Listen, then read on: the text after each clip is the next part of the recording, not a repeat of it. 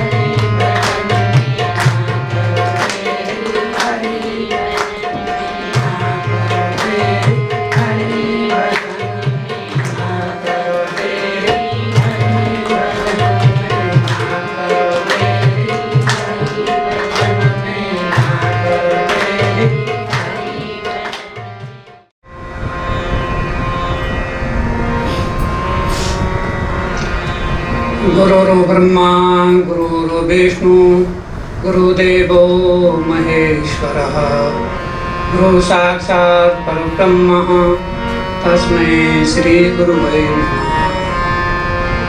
गुरुर् ब्रह्मा गुरुर् विष्णु गुरुदेवो महेश्वरः गुरु साक्षात् परब्रह्म तस्मै श्री गुरुवे नमः। गुरु ब्रह्मा गुरु विष्णु गुरुदेवो महेश्वर गुरु साक्षात् परब्रह्म तस्मै श्री गुरुवे नमः। त्वमेव माता च पिता त्वमेव त्वमेव बन्धु च सखा त्वमेव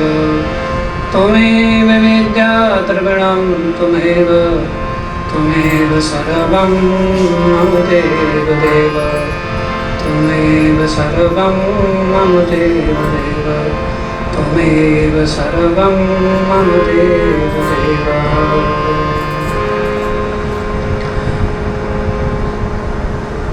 जित बिठावे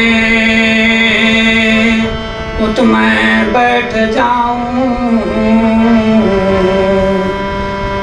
जो पहनावे सोए सोए मैं पहनूं।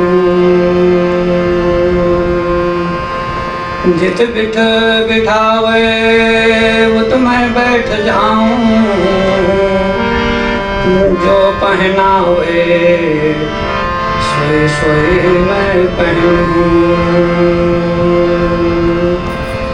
तेरी मेरी प्रीत बहुत पुरानी है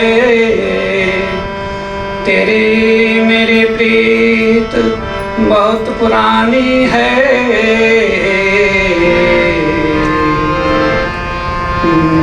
बेचे तो बिक जाऊं बेचे तो बिक जाऊं। जहाँ बैठावे वहाँ मैं बैठ जाऊं जो मुझे पहनावे सो मैं पहन लूं। तेरी मेरी प्रीत बहुत पुरानी है तेरी मेरी प्रीत जगरीत से भी पुरानी है। बेच दो तो मैं बिक जाऊं बेच दो तो मैं बिक जाऊं। गुरु शब्द गुरु बिन जग अंधियारा।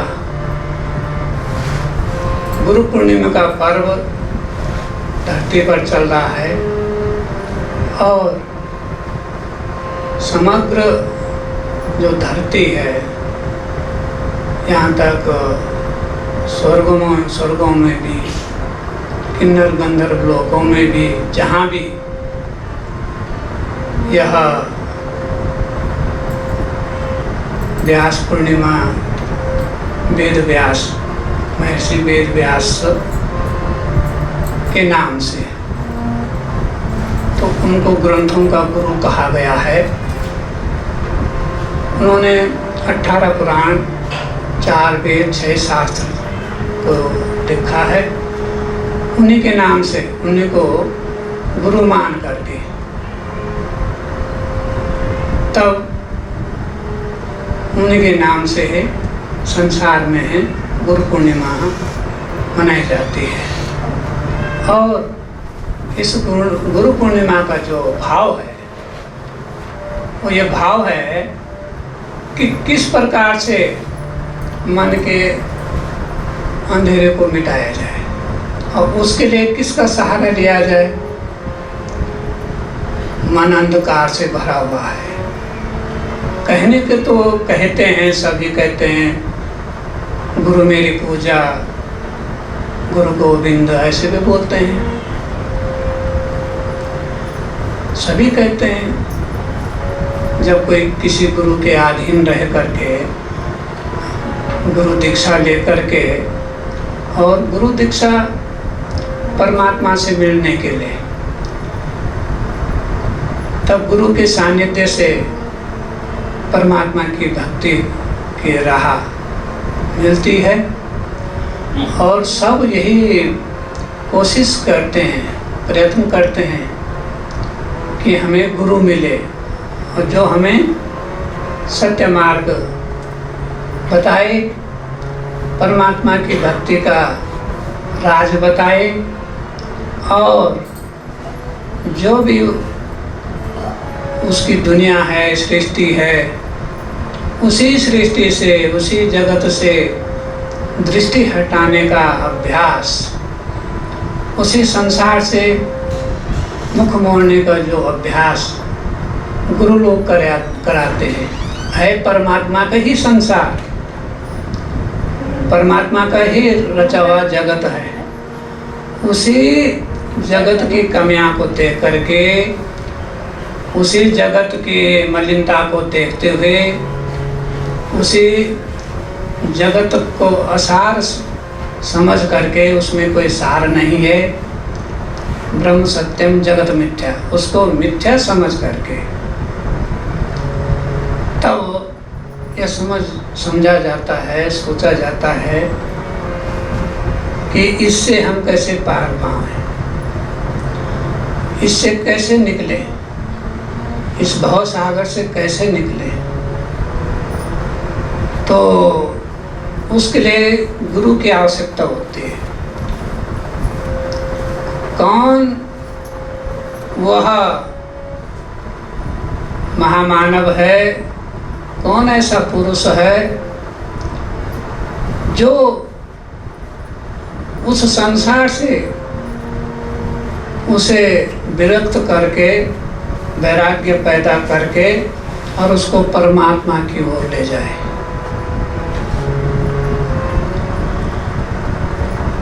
तो जब कोई गुरु की भक्ति में डूबता है, क्योंकि पहले उसे गुरु की ही भक्ति करनी पड़ेगी, सेवा करनी पड़ेगी, गुरु को निमित्त बनाया गया है हरिदर्शन के लिए। हरिदर्शन कैसे होंगे, उसके लिए कोई परमात्मा ने किसी को नियुक्त किया होगा कि इसके पास मेरा रहस्य है। तो सच्ची राह को बताने वाले को सद्गुरु कहा गया है। तो जो अंधकार से प्रकाश की ओर ले जाए वही गुरु है। गुरु एक आत्मा का केंद्र बिंदु होना चाहिए, और तब यह पता चलता है कि गुरु के पास क्या क्या राज हैं। जब वह भगवान को पाने के लिए उसमें डूबता है, गुरु की सेवा में डूबता है, गुरु को समझने लग जाता है और गुरु को समर्थ समझता है, तभी उसके मुंह से ये शब्द निकलते हैं कि गुरु मेरी पूजा, गुरु गोविंद। ये शब्द उसके मुंह से तभी निकलते हैं। वो हरि, परमात्मा, नारायण सब कुछ उसका रूप गुरु में देखता है। और गुरु भी यही सुझाव देता है कि परमात्मा की जो कुछ कृपा मुझ पर है, जो कुछ उसकी भक्ति का फूल प्रसाद है, वो मैं तुमको दे रहा हूँ। तो किस किस ढंग से जो है ये बात की जाए, प्रारंभ की जाए, और जीवन में गुरु का महत्व क्या है, गुरु को समझने के लिए किन किन बातों में ध्यान देना पड़ेगा, कैसे समझना पड़ेगा। संसार की व्यवस्था ये है कि जो उसे चर्म चक्षु इंसान को मिले हुए हैं, प्राणी को, उन्हीं चर्म चक्षुओं से वह उस संसार को सत्य मानता है और यह तर्क देता है कि संसार परमात्मा का ही तो बनाया हुआ है, तो जब हम संसार में हैं तो संसार में विहार करेंगे तो हम उस संसार के ही हो जाएंगे। तब गुरु ने चेताया है कि भाई देखो, यह दुनिया दुई रोज की है, मत कर जगत से है। गुरु शरण में लगे रहिए, वही देंगे वे सुख पूर्ण रूप से, वही पूर्ण सुख दे। कहते हैं कि दुनिया 2 दिन की है, यह दुनिया 2 रोज की है, मत कर जगत से। गुरु चरणन में लगे रहो, गुरु सेवा में लगे रहो, वही देंगे पूर्ण सुख, वही पूर्ण सुख दे, वही पूर्ण सुख दे। चेताया है, समझाया है। जिस दुनिया में तुम आए हो, काल माया की दुनिया में आए हो, वह झूठी है, भ्रामक है। वहाँ का जो प्रकाश है उसमें भी जो है काल की दृष्टि है, काल उसी में समाया हुआ है। और मृत्यु किसी को भी नहीं छोड़ती है, और मृत्यु एक ऐसी नारी है जो किसी को भी नहीं छोड़ती है। वह 12 दिव्य वर्ष आने पर यमराज को भी नहीं छोड़ती है। यमराज में मृत्यु में अंतर है। यमराज मृत्यु संचालक है, जिसको मृत्यु चाहेगी उसको ले जाना यमराज का कार्य है। और एक दिन यह मृत्यु यमराज को ले जाती है। 12 दिव्य वर्षों का ब्रह्मा विष्णु महेश का जीवन निश्चित किया हुआ है। उसके पश्चात वो यमराज सहित सबको समाप्त कर देती है, फिर नई सृष्टि की रचना होती है। तो यह तो जो है इस प्रकार की नारी का बोध है, इसमें माया का बोध है इसमें। तो इसने तो देखो, ब्रह्मा मारे, विष्णु मारे और मारे शंकर देवा। ब्रह्मा मारे, विष्णु मारे और मारे शंकर देवा। ये सबको मारती है। ब्रह्मा को खा गई, विष्णु को खा गई और खा गई शंकर देवा। सबको खा जाती है। ब्रह्मा को खा गई, विष्णु को खा गई और खा गई शंकर देवा। यह सर्व नरन को खा गई कि नहीं कभी पति सेवा। पति का ढोंग करती है माया के रूप में, सबको परेशान करती है। शंकर को भी परेशान करती है, कहना नहीं मानती, वहाँ का रूप धारण कर लेती है। विष्णु को भी परेशान करती है और ब्रह्मा को भी परेशान करती है। प्रारंभ में अनेक प्रकार के जो है पर्दे उठाने पड़ेंगे, तब संसार के समझ में आएगा, जीव के समझ में आएगा कि उनका जीव, कर्म और ईश्वर का कैसा एक प्रकार से जो मेल होगा, कैसी श्रृंखला बनेगी, जीव, कर्म और ईश्वर। देखो, आदिशक्ति ने अपने ही शरीर से सर्वप्रथम ब्रह्मा, विष्णु, महेश को उत्पन्न किया। उसी आदिशक्ति ने इनको कहा कि भाई ऐसा करो, सृष्टि उत्पन्न करो। तो तीनों ने उत्पत्ति करने से मना कर दिया कि भाई हम नहीं फंसते संसार के चक्र में, और हम ये सब कुछ ब्याह शादी के चक्कर में नहीं फंसते। तो उसने कहा भाई मैं भी तो अपना परिवार बढ़ाना चाहती हूँ, मैंने तुमको प्रकट कर दिया है, तो तुम भी तो आगे कुछ सोचो विचारो। उन्होंने कहा ना ना ना भाई, हम नहीं फंसते इस चक्कर में, फंसते नहीं है। तो फिर ये जो है ब्रह्मा को खा गई ही मृत्यु, अपने क्रोध से उसने मृत्यु को पैदा किया। आदिशक्ति ने अपने क्रोध से, मृत्यु क्या है? आदिशक्ति का क्रोध है। अपने शक्ति से उसने मृत्यु को उत्पन्न किया। तब यह मृत्यु ब्रह्मा को खा गई, विष्णु को खा गई, और खा गई शंकर देवा।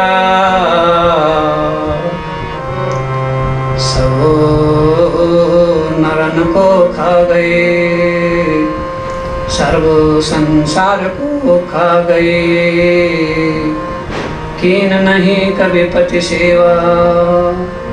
पति सेवा का कोई मतलब नहीं है।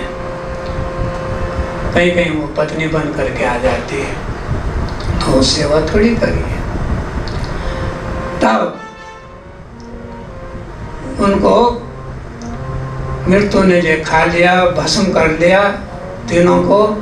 उसके पश्चात आदिशक्ति के पास कोई था नहीं हिसाब किताब। उसने कहा रे, मैंने तो मृत्यु द्वारा इनको भस्म कर दिया, अब क्या होगा, सृष्टि कौन चलाएगा। फिर उसने अपनी शक्ति से, अपने शरीर से आदि गणेश को पैदा किया। वो सूंड वाला, हाथी के सूंड वाला नहीं, वो पार्वती का पुत्र नहीं, आदि गणेश जिसको मिट्टी का बनाते थे, जिसकी पूजा ब्रह्मा, विष्णु, महेश सब करते थे, वो आदि गणेश बिना सूंड वाला। उसके हाथी की सूंड नहीं थी। तब अपनी कल्पनाओं में समा करके आदि गणेश को, मिट्टी का आदि गणेश बनाते थे। संसार में कहीं कहीं उसकी अभी भी पूजा होती है।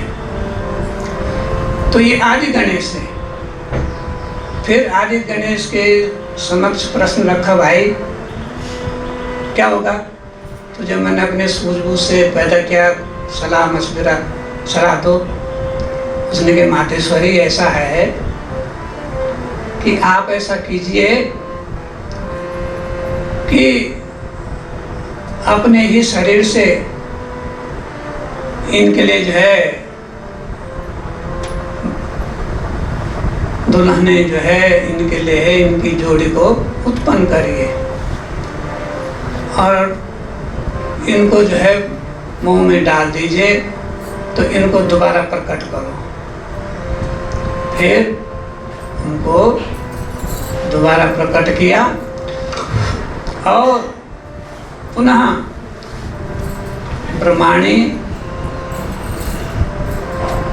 और रमा और उमा, इन तीनों को, ये मूल नाम है जो सर्वप्रथम में सृष्टि के सहयोग के लिए आई हैं सृष्टि में। तो ब्रह्मा के साथ ब्रह्माणी, विष्णु के साथ रमा और शंकर के साथ उमा, ये भी आदि नाम है इन तीनों देवी। सरस्वती, लक्ष्मी और शक्ति, काली, ये तो सब तो बाद में आए हैं। तब उनको जो है मोह बंधन में डाला गया आदि गणेश की सलाह पर। इस कारण जो आदि शक्ति ने बुद्धि का प्रकाश पुंज बना करके आदि गणेश को प्रकट किया था अपनी सलाह के लिए, कि उसमें सलाह दे। तो इस प्रकार से संसार तब चलने लग गया। तब कहानियों का अंबार है।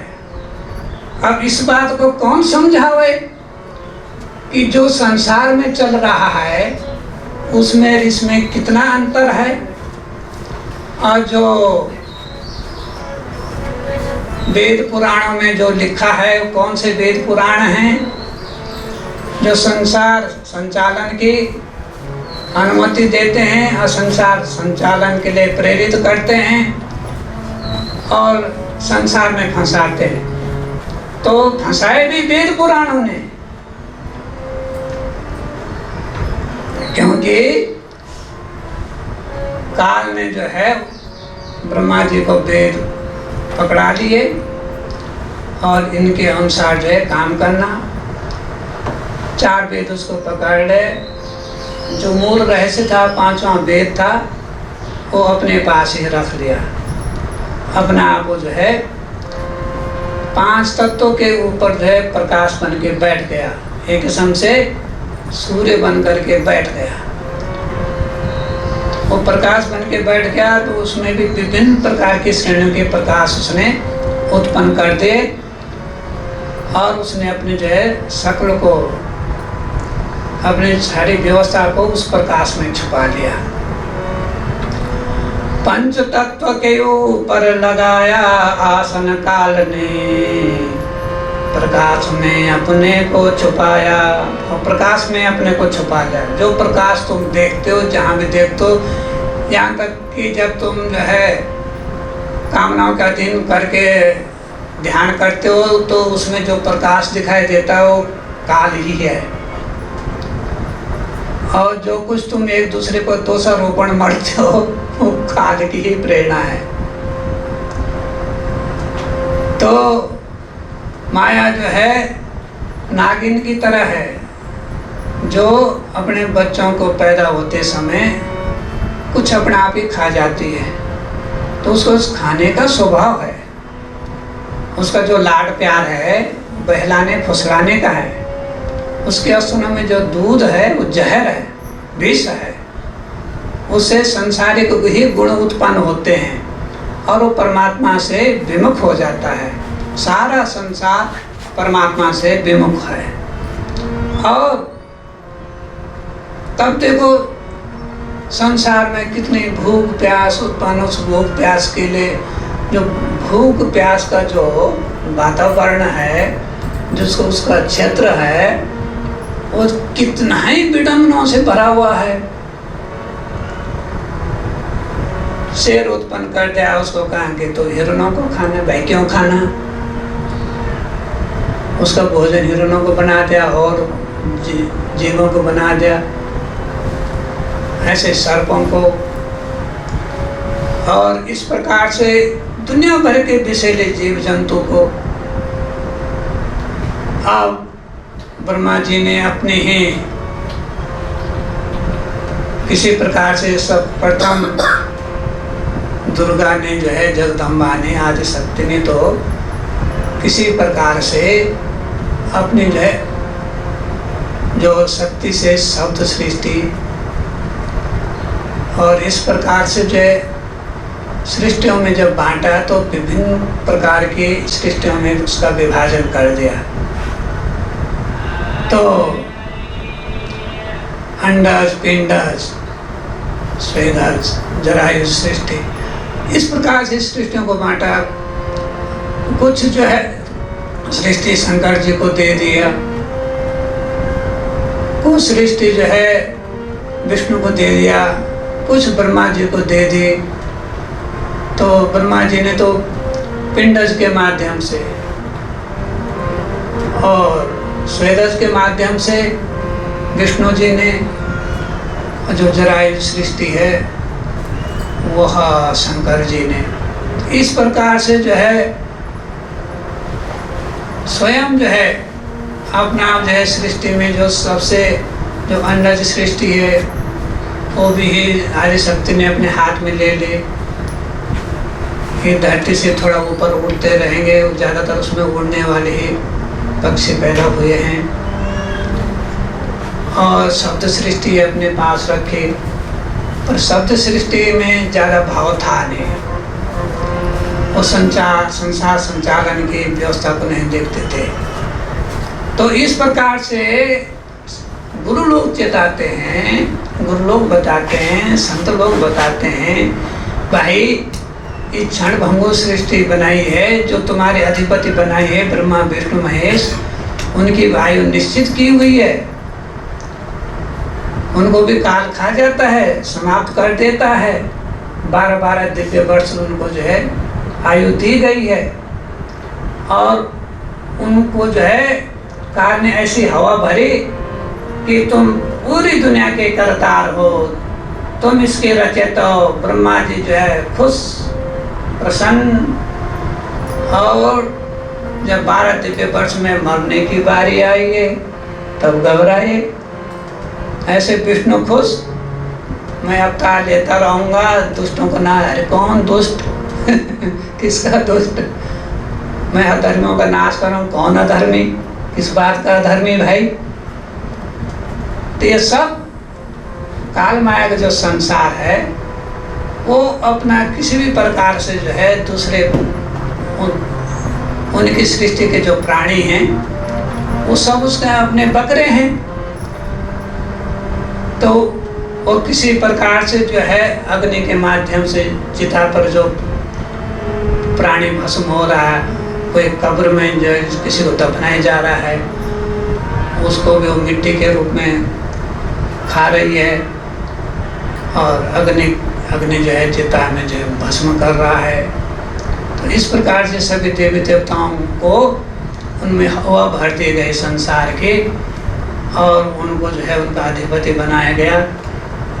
और उन्होंने सोचा बहुत वर्ष तक जो हम अमर हैं, परंतु 12 दिव्य वर्ष जब पूरे हुए, क्योंकि एक मनवंतर में सृष्टि बदलती है, नया बीजारोपण सृष्टि का होता है। तो जब मनवंतर समाप्ति होने पर आए, तब जो पहले जो ब्रह्मा हुए, विष्णु हुए, महेश हुए, तो कहे भाई घबराए, ये क्या हो रहा है? उन्हें भय पैदा हो गया, उनकी शक्तियाँ क्षीण होने लग गई। तो तब काल ने हंस करके कहा, अरे भाई तुम तो जो है मेरे जो है ये व्यवस्था के अधीन हो, और तुमको सब कुछ मैंने इस प्रकार से रचा है कि तुम मेरा काम चलाते रहो, मेरे लिए शिकार तैयार करते रहो। शेर किसी हिरण को नहीं खाता, सांप किसी को नहीं काटता, काल काटता है। और भी जंगली जानवर जो भी हैं, बाघ है और चीते हैं, जो भी हिंसक पशु है, वो हिंसक वो स्वयं नहीं है, वो हिंसक काल ने उनको बनाया। काल उनके माध्यम से अपना शिकार तैयार करता है। इस प्रकार से जो है तब जब ब्रह्मा विष्णु महेश को जो है ये लगा, तब उन्हें लगा कि अरे भाई, उनका चलो उनको फिर विस्मृति दे दी जाती है। फिर एक मनवंतर के बाद दूसरे ब्रह्मा विष्णु महेश तैयार हो जाते हैं। अलग अलग ब्रह्मांडों के लिए अलग अलग ब्रह्मा विष्णु महेश तैयार हो जाते हैं, तैयार किए जाते हैं। काम काल का ही करते हैं, माया का ही करते हैं। तो लगने को तो अजीब लगता है संसार के लोगों के, क्योंकि जो भी शास्त्र हैं, पुराण हैं, उनमें ब्रह्मा विष्णु महेश सब छाए हुए हैं, आदि शक्ति भी छाई हुई है। और ये सारा किया कराया जो है इन सब का है। और मृत्यु के समय धोखा दे जाते हैं कि अरे भाई ये हमारे हाथ में नहीं है। जैसे देवी देवताओं का है, पूजा कोई भी करता है और वो देवी देवताओं का कहीं अवतरण भी होता है, पर मृत्यु के लिए वो मना कर देते हैं। संसारिक रिद्धि सिद्धि तो दे देते हैं, चलो किसी को जो है धनवान बना दिया, किसी को बुद्धिमान बना दिया, किसी को किसी प्रकार की कोई छोटी मोटी आवश्यकताएं पूरी कर दी, उनकी इच्छाएं मनोकामनाएं पूरी कर दी। पर जब वो मृत्यु के लिए तरसता रहता है, जब मृत्यु में तड़पता रहता है, तब वो किनारे हो जाते हैं। सारे देवी देवता जवाब दे देते हैं, नहीं नहीं भाई मृत्यु हमने नहीं बनाए। वो फिर कभी कभी वैसे नाम ले लेते हैं, ब्रह्मा जी का आयु उन्होंने बांटी है, तो कोई ऐसा बोल देता है। नहीं तो इतने 33 कोटि 33 प्रकार के देवी देवता इस ब्रह्मांड में हैं, तो अगर उनके हाथ में मृत्यु होती तो वो सबको अमर बना देते, सब एक साथ रहते, किसी मरने की आवश्यकता नहीं थी। पर वहाँ वो जवाब दे देते हैं। किसी भी मठ मंदिर में कहीं भी जाओ, मृत्यु वहाँ भी नहीं छोड़ती है, कहीं नहीं छोड़ती है। किसी देवी देवता का कहना नहीं मानते, क्योंकि आदि शक्ति का उसे वही शक्ति दे रखे है, उसी को शक्ति समाप्त करने की शक्ति दे रखी है।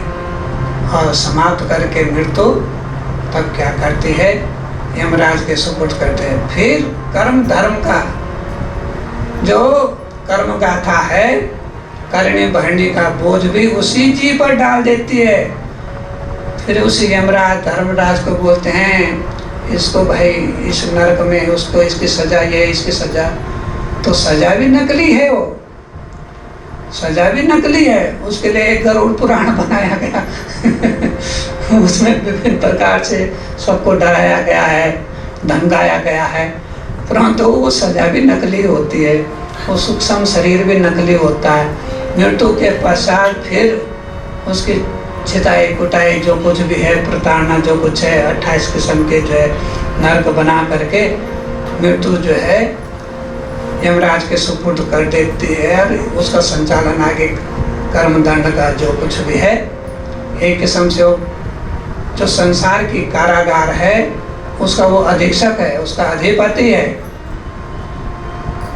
और जब मनवंतर समाप्त होगा तब वो यमराज को भी खा जाएगी, उसको भी समाप्त कर देगी, धर्मराज को समाप्त कर देगी, ब्रह्मा विष्णु महेश को भी भस्म कर देगी। जो भी उसका तरीका होगा, भस्म चाहेगी तो भस्म कर देगी, तड़पा तड़पा के मारेगी, तड़पा तड़पा करके भी मार सकती है, उसका रूप है। तो इस प्रकार से जो है इतना इतना इतना इतना कठोर सत्य साधु संतों ने, महात्माओं ने, सदगुरुओं ने बोला है, जिन पर परब्रह्म परमेश्वर की दया है। इसलिए तो क्या है कि गुरु मेरा पार ब्रह्म, गुरु भगवंत, इसीलिए तो उन्होंने उस भावना में बह करके कहा है, गुरु के लिए कहा है। तो गुरु जो पार ब्रह्म में जो संसारिक चक्र में नहीं फंसता है, गुरु बोलता है ये दुनिया दुए रोज की है, मत करो इस जगत से हेत प्रेम मत करो, मत रखो इस जगत से ये दुनिया दुए रोज की है, मत करो जगत से। गुरु चरणन में लगे रहो, गुरु सेवा में लगे रहो, वही पूर्ण सुख दे। तो वही पूर्ण सुख देंगे, जिसको पूर्ण सुख बोला गया है वही उसके दाता हैं। और फिर सबको चेताया है कि हे मुसाफिरों, तुम मुसाफिर हो और तुम्हें जो यात्रा तय करनी है। मुसाफिर नाम दिया गया उसका, जो बार बार जन्म लेता है, चलता जा रहा है, चलता जा रहा है इस अखिल ब्रह्मांड में, इन 21 ब्रह्मांडों में चलता फिरता चलता जा रहा है। कभी किसी का जन्म ले रहा है, कभी किसी योनि में, कभी किसी योनि में, कभी किसी। काल को सभी कुछ है, उसे जो है फूल पौधे भी चाहिए। अब शंकर जी से उसने जो है वो जो जंगम सृष्टि है, स्थावर सृष्टि है, तो जिसको कुछ भी सृष्टि भी बोलते हैं, तो वो शंकर जी से पैदा करवाए। पेड़ पौधे सब कुछ है। और जो गंध है, तो गंध स्पर्श गंध जो है वो जो है विष्णु से, इसलिए वो संसार का पालनहार कहलाया। अब बाकी जो स्थूल शरीर वाले वैसे जीव हैं वो ब्रह्मा जी से पैदा करवाए, पिंड सृष्टि, अंड सृष्टि कुछ जगदम्बा ने अपने पास रखा है और कुछ औरों को दे दिया, लो भाई तुम्हें भी जरूरत पड़ेगी। अब विष्णु जी को वाहन की जरूरत पड़ेगी तो उन्होंने कहा भाई कोई ऐसा बहुत बड़ा तकनीकी का जानकार तो है नहीं, तो गरुड़ जी पर बैठ के जाना है, तो चल भाई तुम्हारा काम चल जाएगा इधर उधर घूमने फिरने का, किसी को कुछ किसी को कुछ किसी को कुछ। अपने आप शब्द सृष्टि भी फिर अपने हाथ में रखी है कि कभी भी जरूरत पड़ सकती है शब्द से सृष्टि उत्पन्न करने की। जब मनवंतर समाप्त होगा तभी तो सृष्टि उत्पन्न करनी पड़ेगी।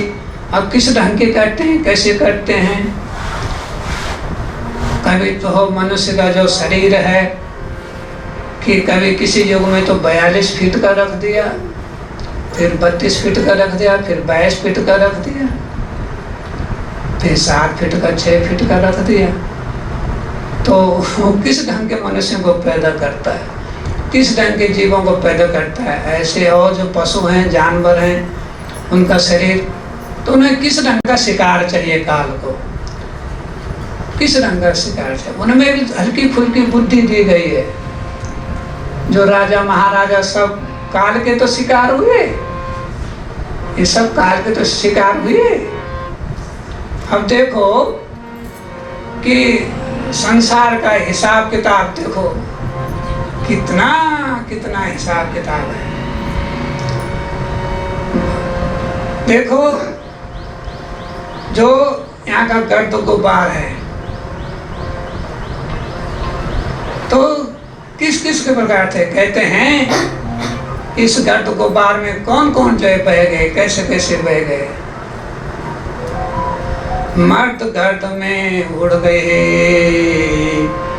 मर्द गर्द में उड़ गए, क्योंकि इस गर्द में उड़ गए, इस आंधी तूफान में उड़ गए। और कैसे उड़ गए, ऐसे उड़ गए केस केस केसरी, जो कंस के बाद केस कंस चारुण हिरण्याकश्यप बलवीर, मर्द गर्द में उड़ गए बड़े बड़े बलवान। राजा धूल में मिट्टी में मिल गए सारे, जो अपने को मर्द समझते थे, बलवान समझते थे, वो मर्द जो है गर्द में उड़ गए, धूल आंधी में उड़ गए। हिरण्याकश्यप जैसे सूरवीर सब उड़ गए, हिरण्याक्ष सब उड़ गए। और लोभ लालच इतना करा दिया कि जो तुम्हारा बिल्कुल एकदम 5,500-6 हजार वर्ष पहले का जो अगर समय धरती में देखो तो तुम दुर्योधन का नाम लेते हो। वो अपने ही चाचा के है संतान को, पांडवों को बिना लड़ाई के सुई की नोक बराबर भी जगह, तिल बराबर भी जगह नहीं देना चाहता।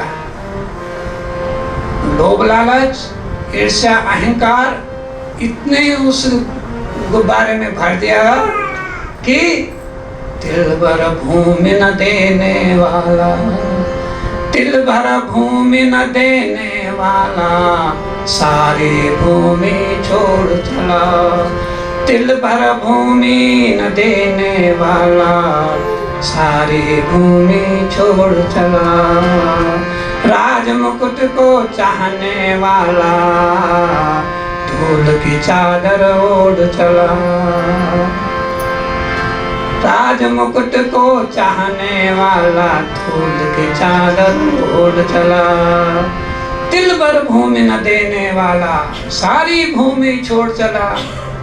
दुर्योधन तिल भर भूमि, सुई की नोक के बराबर जगह नहीं देगा अपने चाचा के पुत्रों को, पांडवों को नहीं देगा। एक ही परिवार का झगड़ा है और उसी झगड़े की इतनी बड़ी पुस्तक महाभारत बन गई और सबको उसको पढ़ना पड़ता है, विद्वानों को पढ़ना पड़ता है। और उन महाभारत के श्लोकों को याद करने के लिए पंडित लोग, विद्वान लोग क्या करते हैं, उस ठंडा ठंडा चंदन घिस घिस करके सिर में माथे में लगाते हैं कि तरावट बनी रहे। क्या पढ़ने के लिए? तिल भर भूमि न देने वाला सारी भूमि छोड़ चला। तिल भर भूमि न देने वाला सारी भूमि छोड़ चला। राज मुकुट को चाहने वाला धूल की चादर ओढ़ चला। भीम ने गदा से मारा और वह जो है उस धूल की चादर उसके ऊपर बिछ गई, धराशायी हो गया।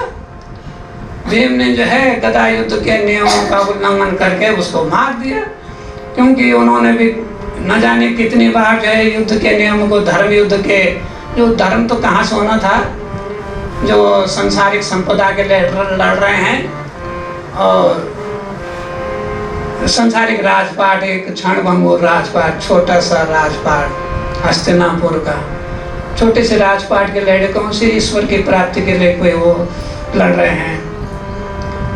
और कृष्ण भगवान के उस समय जो है काल जो है उनके ऊपर अवतरण हो गए। वो तो साक्षात काल ही थे, काल ही बन करके आए थे बस। तो वो भी उनको उकसाते रहते थे कि भाई लड़ो लड़ो लड़ो, कि इसको लड़ने से अगर मारा जाएगा तो वीर गति को प्राप्त हो जाएगा, स्वर्ग का राज मिलेगा। अरे यहाँ जो है जीतेगा तो धरती का राज पाएगा। कितने टिक पाए हो। और बाद में क्या हुआ, जब महाभारत का युद्ध समाप्त हो गया तो दोनों रिश्तेदार हैं, भगवान कृष्ण की बहन सुभद्रा उसकी अर्जुन की पत्नी है, तो उसने कहा अर्जुन ने के भाई कृष्ण जी, हे वासुदेव भगवान, मुझे कहीं कहीं जो है जो गीता तुमने युद्ध स्थल में मुझे सुनाई थी युद्ध लड़ने के लिए, तो उस गीता को मुझे दोबारा जो है सुना लो। तो भगवान कृष्ण, अरे वो तो कहने वाला गया गया, वो तो काल ने उनका भक्षण करना था, काल ने मुझ पर कब्जा कर दिया था, मुझे जो है एक प्रकार से मोहरा बना दिया। अब जो है गंधारे भी मुझे श्राप दे दिया मुझे, अब मेरा भी सारा कुल समाप्त होगा। अब बताओ। तो भाई वो तो गया, अब तो कुछ भी याद नहीं आ रहा, क्या कहा क्या नहीं कहा, कुछ याद नहीं आ रहा है। तो काल का अवतरण था। कोई भी जो परब्रह्म परमेश्वर होगा उसका कोई शत्रु नहीं है, उसका कोई मित्र नहीं है। वो किसी को दुर्जन दुष्ट क्यों बोलेगा। और ये तो काल की प्रेरणा है, अधर्म करवाएगा, वो करेगा और उनके नाम पर चेपी लग जाएगी। रावण ने ऐसा किया, कंस ने ऐसा किया,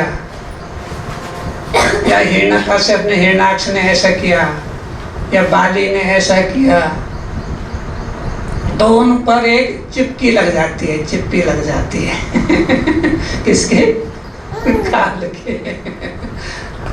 करता सब कुछ तमाशा उसका है, तमाशा सब कुछ उसका है। जो मूल ब्रह्म होगा, परब्रह्म परमेश्वर होगा, उसे न तो ये मतलब है कि तुम मुझे भजते रहो या ना भजो, उसका कोई मतलब नहीं है, वो किसी को डराता नहीं है, वो सबके लिए एक समान है। वो क्यों किसी रावण को क्यों बनाएगा, किसी कंस को क्यों बनाएगा, किसी अधर्मी को क्यों पैदा करेगा, ये उसका कार्य क्षेत्र नहीं है। उसका कार्य क्षेत्र तो यह है शाश्वतम शाश्वतम सत्य सनातनम, वो सदैव शाश्वत है, सनातन है, निर्विकारम निर्विचारम, वो विचार से परे है, अव्यक्तम, वो अव्यक्त है, उसको व्यक्त नहीं कर सकते हैं। तो ये तो काल का तमाशा है। उसने संसार को इतना विचित्र बनाया और इतने उसमें कर्म क्षेत्र डाल दिए, इतने उसमें राग द्वेष की भावनाएं डाल दी, इतना ज़्यादा उसमें जो सकल पदार्थ डाल दिए कि कभी किसी का लोभ, कभी किसी का लोभ, कभी किसी का लोभ।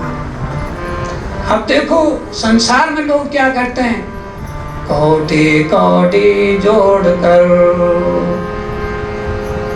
कमाए लाख करोड़, तेरे संग तो कुछ नहीं जाइए, काहे का तू इतना बटोर, कोटि कोटि माया जोड़ी कमाए लाख करोड़, संग में कोटि बर भी न जाए, केता तो इतना बटोर, क्यों इतना बटोर रहा है। तो एक हीरा बना दिया, दिखने का काला सा है पर चमकदार होता है, तो उस हीरे के लोग अंगूठे बनाते, अरे कितने अच्छे, नवग्रह के पत्थर बना दिए, एक व्यापार चला दिया। भाई किस बात के नवग्रह, किस बात के, कोई किसी की माला गले में डाल रखी, कोई अंगूठी पहन रहा, और जब किसी की मृत्यु आती है तो सारे नवग्रहों को माले पूरे शरीर को ढक दो, मृत्यु नहीं छोड़ती, इतना सभी नहीं छोड़ती। सारे उसी दुकान के अंदर बैठ जाओ जहाँ जो है ये सारे बिकते हैं, नवग्रह के पत्थर बिकते हैं, तुम वहीं बैठ जाओ, काल छोड़ेगा क्या, मृत्यु छोड़ेगी वहाँ, कभी नहीं छोड़ेगी। तो ये फालतू विश्वास है, ये अंधविश्वास है। दुनिया भर के तांत्रिक लोग ठग जाते हैं, दुनिया भर के पंडित लोग ठग जाते हैं, और नकली साधु संत भी जो है ठग जाते हैं कि ऐसा यज्ञ करेंगे, वैसा यज्ञ करेंगे और तब जान बच जाएगी। कुछ नहीं होता है। मृत्यु ने जिसको खाना है, खाना ही है। तुम कुछ भी करो। हाँ, आदि शक्ति ने एक बार मार्कंडे ऋषि की आयु समाप्त हो रही थी, तो उस एक संसारिक आयु थी, एक छोटा सा प्रमाण दिया, तो शब्द सृष्टि तो उसकी चली रही थी, तो उसको जो है शिव का नाम जपने, क्योंकि वो संहार का देवता अधिपति बना रखा था, तो कुछ समय के लिए संहार रोकने के लिए, तो शिव जी को मनाने के लिए वो महामृत्युंजय जप किया। तो उसके पास जितनी आयु थी उसने जो है मार्कंडे ऋषि को दे दी महामृत्युंजय जप करके। उसके पश्चात पता होना चाहिए कि मार्कंडे ऋषि जब ये किसी इंद्र से मिला तो उसने कहा, भाई तू एक दिव्य वर्ष के लिए जो है तूने इतना तप कर लिया, ऐसा कर लिया, वैसा कर लिया, एक दिव्य वर्ष के लिए यहाँ जो है इंद्रासन दे देंगे तुझे। माया ने उसको जो है बोला, तो मार्कंडे ऋषि को जो है अकल आए, ज्ञान है, उसने कहा भाई उसके बाद क्या होगा, फिर मेरा स्वर्ग तो समाप्त हो जाएगा, तो मुझे नहीं चाहिए। फिर उसे 14 दिव्य वर्ष के लिए जो है प्रलोभन दिया गया कि 14 दिव्य वर्ष तुम्हें, 2 दिव्य वर्ष इनसे भी अधिक, ब्रह्मा विष्णु महेश से भी अधिक, तो इंद्रासन पर बैठा रहेगा। उन्होंने कहा नहीं, मार्कंडे ने ठुकरा दिया था। उसने कहा भाई उसके पश्चात क्या पता, मैं मुझे कोई गधा बनाता है कि घोड़ा बनाता है, क्या बनाते हैं, जितना मैं यहाँ ठाट बाट करूँगा मेरे पेट पर न जाने कौन कौन सवार होंगे, और मुझे सबका बोझा ढोना पड़ेगा, गधा बनना पड़ेगा, घोड़ा बनना पड़ेगा, पता नहीं क्या बनाते हैं। तो उसको जो है, क्योंकि वो कभी कभी एक सदगुरु के जो है संपर्क में आ गया था, तो उसे इतना ज्ञान हो गया था, तो इसलिए बार बार कहा गया है और बार बार समझाया गया है इंसान को, मुसाफिर खाना है, मुसाफिर खाना खाली करना पड़ेगा। तो मुसाफिर तुझे चलना पड़ेगा, मुसाफिर तुझे चलना पड़ेगा, काया कुटिया को खाली करना पड़ेगा, खाली करना पड़ेगा, मुसाफिर चलना पड़ेगा, चलना पड़ेगा, तुझे एक दिन चलना पड़ेगा, मुसाफिर तुझे काया कुटिया को खाली करना पड़ेगा, खाली करना पड़ेगा। और तुम किसी मालिक की वो काया दी हुई है और उस काया में बैठ करके तुम्हें उस मालिक का भजन करना पड़ेगा। इस काया का तुझे किराया भी देना पड़ेगा, किराया भरना पड़ेगा, इसका किराया भरना पड़ेगा। यदि वो काया काल ने दी है तो काल का भजन करना पड़ेगा, यदि वो परब्रह्म परमेश्वर ने दी है तो उसका भजन करना पड़ेगा। मुसाफिर तुझे चलना पड़ेगा, तुझे काया कुटिया खाली करना पड़ेगा, तुझे काया कुटिया खाली करना पड़ेगा। और जब यम की अदालत में तू जाएगा तो वहाँ इतना लंबा चौड़ा पत्रा जो है चित्रगुप्त जो है सामने थमा देगा, ये तेरे कर्म है, तेरे कर्म है, ऐसे गंदे कर्म है। चढ़ेगा यम की अदालत जब तू, तुझे हकीकत का जवाब पूछा जाएगा, कर्मों का हिसाब पूछा जाएगा, तुझे कर्मों का हिसाब चुकाना पड़ेगा, तुझे अपने कर्मों का हिसाब किताब देना पड़ेगा। मुसाफिर या मुसाफिर खाना खाली करना पड़ेगा, तुझे चलना पड़ेगा, तुझे जाना पड़ेगा, तुझे चलना पड़ेगा, काया कुटिया खाली करनी पड़ेगी, करनी पड़ेगी। इस काया कुटिया का तुझे किराया भी देना पड़ेगा, किराया भरना पड़ेगा। किराया किसके रूप में? यदि काल ने उस जीव को पैदा किया है तो काल का भजन करना पड़ेगा, अर्थात परमात्मा विष्णु महेश का भजन करना पड़ेगा। यदि परब्रह्म परमेश्वर की व्यवस्था के अनुरूप वह किसी साधु संत का जन्म है, जन्मजात साधु संत है, तो उसे नाम भजन करके उसका किराया भरना पड़ेगा।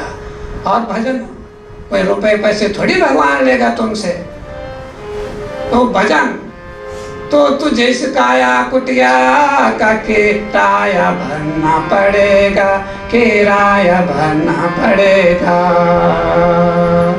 जब चढ़ेगा तो यम की अदालत में तुझे हकीकत का सामना करना पड़ेगा।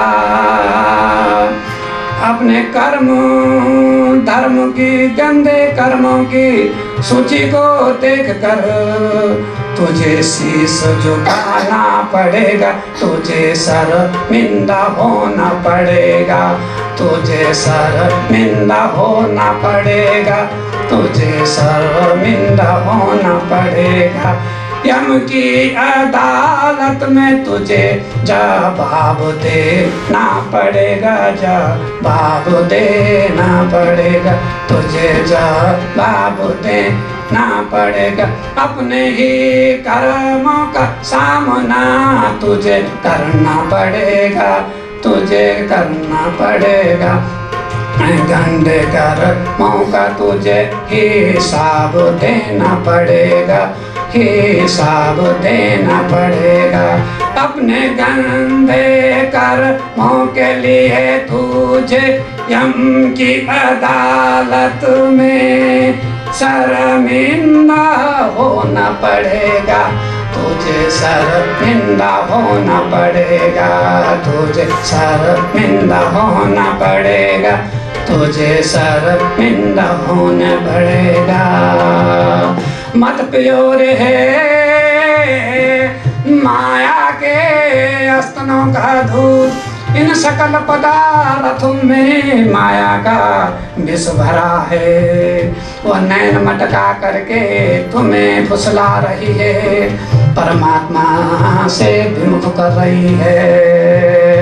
वह काली नागिन है, अपने जाए है खात। ओह काली नागिन माया है, अपने ही जाए खात। तुमको क्या हिसाब किताब करना नहीं आता है कि जिसके लिए तुम्हें इतना पछताना पड़ेगा, तुम्हें पछताना पड़ेगा, तुम्हें पछताना पड़ेगा, तुम्हें पछताना पड़ेगा, तुम्हें पछताना पड़ेगा, तुम्हें पछताना पड़ेगा, तुम्हें पछताना पड़ेगा, तुम्हें पछताना। अरे भीड़ भरी है मंदिरों में, 68 तीर्थों में है संसार के मायावी तीर्थ स्थानों में भीड़ उमड़ करके जा रही है। पंडित कमा रहे हैं, बनिया कमा रहे हैं, और सब कहा माथे को चंदन से लिप रहे हैं। ये कौन सा विषधर अजगर आ गया है जिसने ये 68 तीर्थ कदम कदम पर बनाए हैं। अरे तुमको तो परमात्मा के भजन से सुमिरन से स्नान करना पड़ेगा, स्नान करना पड़ेगा। तुम्हें शुद्ध होने के लिए, परमात्मा के पास जाने के लिए इन्हीं नकली तीर्थों को छोड़ना पड़ेगा। इन 68 तीर्थों को जो काल माया ने रचाए हैं, जहाँ कमाई का धंधा होता है, जहाँ केवल कमाई के लिए रोते हैं। अरे बाढ़ आ गई है, हिमस्खलन हो गया है, हमारा जो है व्यापार चौपट हो गया है, उसके लिए रोते रहते हैं। अरे तुम्हें तो अपने हैं मन मंदिर में प्रभु का वास करना होगा। मन मंदिर में हरिवास किया नहीं तो तुम्हें पछताना पड़ेगा, तुम्हें पछताना पड़ेगा, तुम्हें शर्माना पड़ेगा, तुम्हें शर्माना पड़ेगा, तुम्हें शीश झुकाना पड़ेगा, तुम्हें शीश झुकाना पड़ेगा। एक दिन वह यम की अदालतें भी समाप्त हो जाएंगी। मैं तो उनको 12 दिव्य वर्ष में एक मनवंतर में समाप्त कर देगी, और फिर आदि शक्ति काल नई सृष्टि की रचना करेंगे। और तब न जाने कौन कहाँ रहता है, कहाँ घूमता फिरता है। तो इस संसार में बंजारे के बैल जैसे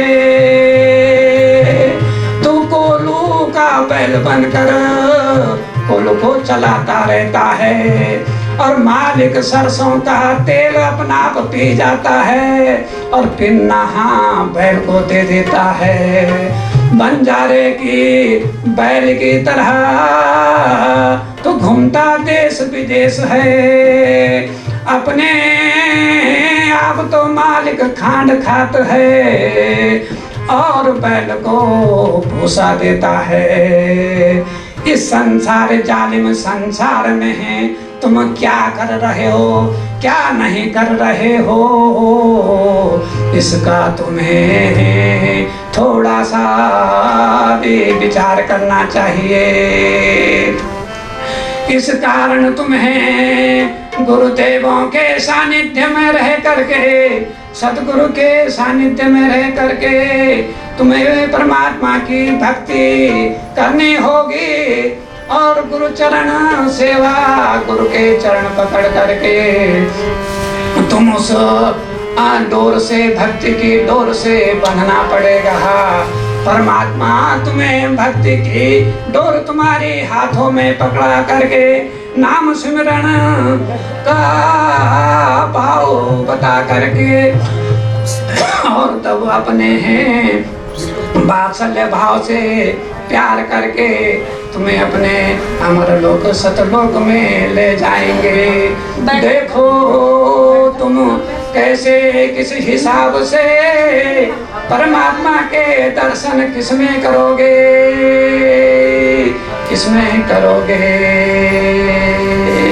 संत मिलन को चलिए,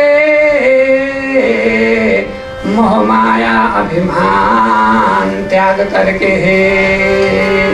संत मिलन को चलिए, तज माया अभिमान। ज्यों ज्यों कदम आगे बढ़ावे, त्यों त्यों यज्ञ समान। एक एक कदम एक एक यज्ञ के बराबर है। तो संत का हरि दर्शन के समान है। कर लीजिए संत दर्शन, जिसके सारे संसारिक इच्छाओं का अंत हो गया है, वही संत है, वही संत है। संत दर्शन पाइए, संत दर्शन पाइए। मुख में बरसे सबके सुहाग, मुख में बरसे सबके सुहाग। जिनको संत दर्शन होते हैं उनके पूर्ण भाग, उनके पूर्ण भाग। यह अमावस की रात नहीं है, यह पूर्णमासी की चंद्रमा की भक्ति की चांदनी है, भक्ति का प्रकाश है। इस कारण इसको पूर्णमासी कहते हैं। भक्ति की एक एक कला को लेकर के 14 कलाओं के पार फिर पूर्ण भव्य रम्य प्रकाश में, भव्य प्रकाश में समाहित हो जाओ। परमात्मा के दिव्य लोक में परमात्मा की दिव्य गाथा गा गा करके चलते रहो। देखो संत दर्शन पाइए, जैसे असोज के मेघ बरसते हों, बरसे असोज के मेघ। और धूप भी कजरा न जाइए, और इसमें मले पूरा का पूरा। तो संत दर्शन पाइए, मुख में बरसे सुहाग। मुख का सुहाग क्यों? मुंह में परमात्मा की वाणी आएगी, परमात्मा का नाम आएगा, परमात्मा का स्मरण आएगा। संत दर्शन पाइए, मुख में बरसे सुहाग। मुख में तुम्हारा सुहाग बरसेगा। तुम्हारा सुहाग परमात्मा है, तुम्हारा सुहाग परमात्मा है। जैसे किसी स्त्री का सुहाग होता है, उसका पति होता है। इस कारण संत दर्शन पाइए, मुख में बरसे सुहाग। जिन लोगों को संत दर्शन होते हैं उनके पूर्ण भाग, उनके पूर्ण भाग हैं। इस प्रकार से संत दर्शन को चलिए, तज माया अभिमान।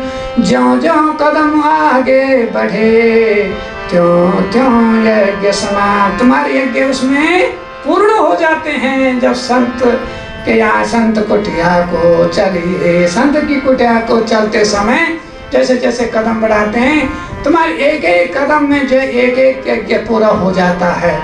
तुम अपने मन में ऐसी लालसा मत रखो, ऐसी शंका मत रखो कि हमने यज्ञ नहीं किया है। तुमने अपने गंदे कर्मों का हवन कर दिया है, तुमने अपने राग द्वेष का हवन कर दिया है।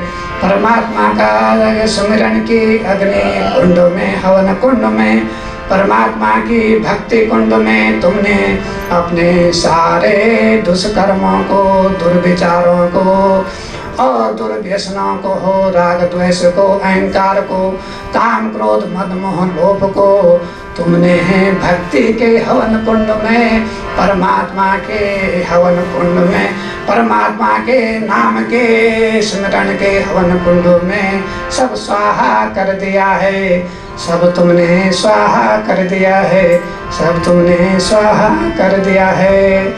अब देखो माया परमात्मा की, देखो कैसी छाया पड़ी परमात्मा की, देखो कैसी दया दृष्टि परमात्मा की। ध्रुव जैसे निरीह बालक परमात्मा को पा गए, भक्त प्रहलाद हो परमात्मा को पा गए। और देखो जिसकी आत्मा का आह्लाद में है, जिसकी आत्मा ने परम आह्लाद प्राप्त कर लिया वही प्रहलाद है। जिसने परमात्मा की खुशी प्राप्त कर दी है, जिसकी आत्मा में परमात्मा की भक्ति का आह्लाद पैदा हो गया है, जिसका परम आह्लाद, परम खुशी, परम प्रसन्नता के रूप में परमात्मा का आह्लाद का रमन हो गया है। इस कारण परमात्मा को स्मरण करके परम भक्ति आह्लाद में डूबे हुए भक्त प्रहलाद ने कहा